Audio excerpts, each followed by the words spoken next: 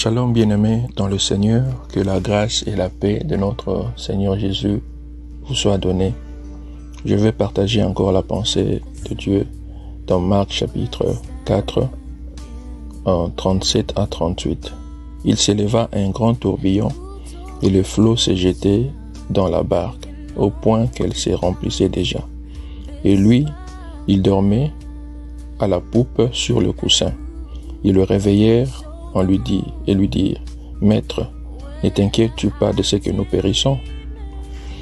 Bien-aimé, Jésus traversait avec le disciple de l'autre côté pour aller encore propager la bonne nouvelle.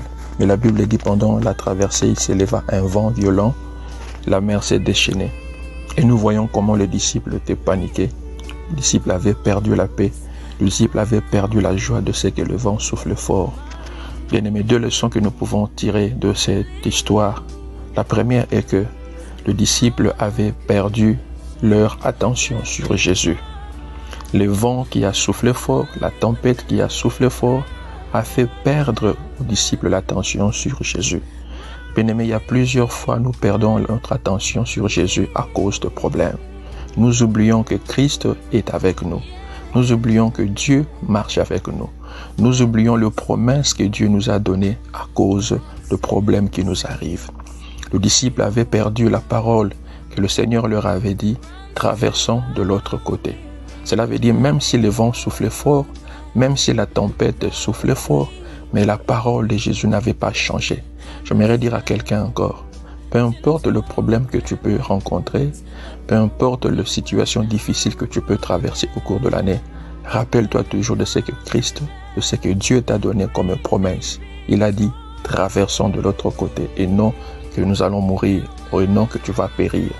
Les disciples ont perdu l'attention. Ils ont commencé à murmurer, ils ont commencé à paniquer à cause de la tempête. Mais remarquez une chose, bien-aimés, la panique des disciples n'avait pas donné la solution. Le murmure des disciples n'avait pas apporté la solution au vent ou à la tempête qui soufflait. Mais lorsqu'ils ont réveillé le Seigneur et que Christ a parlé, c'est alors que la tempête avait pris fin. En d'autres termes, les disciples ont remis leur attention sur Jésus. Les disciples se sont rappelés que le Maître est avec nous. Or, Jésus représente la parole. Bien-aimé, à chaque fois que tu fais face au vent de la vie, à chaque fois que tu fais face aux tempêtes de la vie, présente au vent la parole et non le murmure. Présente à la tempête la parole qui est en toi et non le murmure.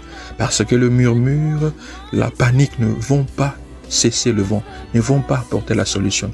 Mais c'est la parole de Dieu qui apporte la solution. Lorsque le vent souffle fort dans ta vie, lorsque la tempête souffle fort dans ta vie, présente au vent, présente à la tempête la promesse que tu as reçue de Dieu. Présente au vent, présente aux difficultés la parole. La Bible dit même quand je marche dans la vallée de l'ombre de la mort, je ne crains rien, car je sais que tu es avec moi. Et aussi il est écrit que je ne te délaisserai point, je serai avec toi jusqu'à la fin du temps. Alors lorsque tu commences à présenter à la tempête et au vent de la vie la parole de Dieu et non le murmure et non la panique, c'est alors que tu auras la victoire, c'est alors que tu seras un vainqueur devant toutes les difficultés qui peuvent arriver dans ta vie. Car le panique, le murmure ne vont pas cesser le vent. Et lorsque tu réveilles le Seigneur, lorsque tu réveilles la parole qui est en toi, lorsque tu présentes aux difficultés la parole, c'est alors que tu auras la solution. La deuxième leçon que nous devons retenir, la Bible dit, le disciple ont crié, « Maître, ne t'inquiètes-tu pas de ce que nous périssons ?» J'aime l'expression que les disciples, ou le nom que les disciples ont appelé le Seigneur. Ils ont dit, « Maître ». Le disciple n'avait pas changé de nom à cause de la tempête. Le disciple n'avait pas changé Christ de nom parce que le vent souffle fort. Le Seigneur a été maître avant de traverser. Il était encore maître pendant la traversée. Il est resté maître même après la traversée. J'aimerais nous dire encore, bien-aimés, ne changeons pas le nom de Dieu à cause de problèmes. Ne changeons pas le nom de Dieu à cause de situations compliquées qui peuvent arriver, bien-aimés. Dieu reste Dieu malgré la souffrance. Dieu reste Dieu malgré que tu manques. Dieu reste Dieu malgré la vallée de Baca que tu es en train de traverser. Dieu reste Dieu. Ne change pas.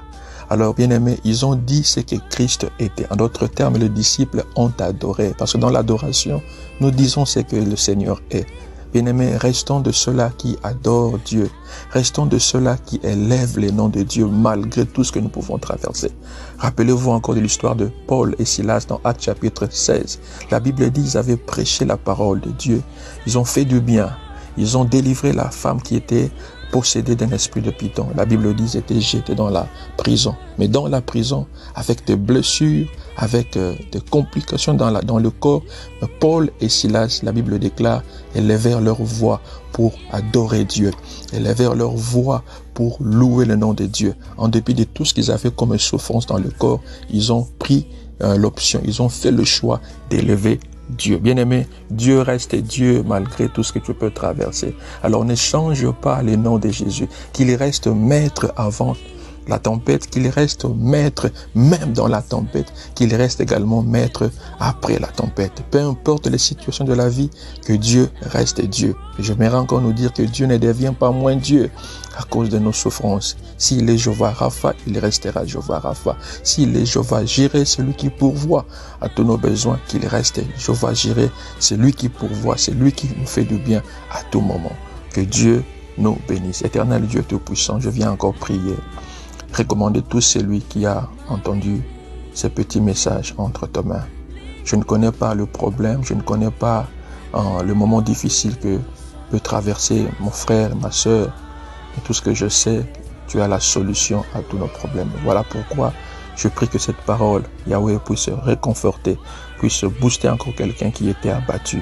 Celui qui a voulu changer le nom de Dieu à cause de situations par lesquelles il traversait. Mais ces paroles, Yahweh, puisse encore nous donner encore de l'espoir, puisse encore nous donner la force d'avancer et de savoir que tu restes Dieu malgré tout ce que nous pouvons traverser. Et nous savons aussi longtemps que tu es dans notre barque, dans notre vie, peu importe le problème qui peut arriver, tu finiras par t'élever et calmer les tempêtes ou le vent de nos vies. Au nom de Jésus que nous avons ainsi prié.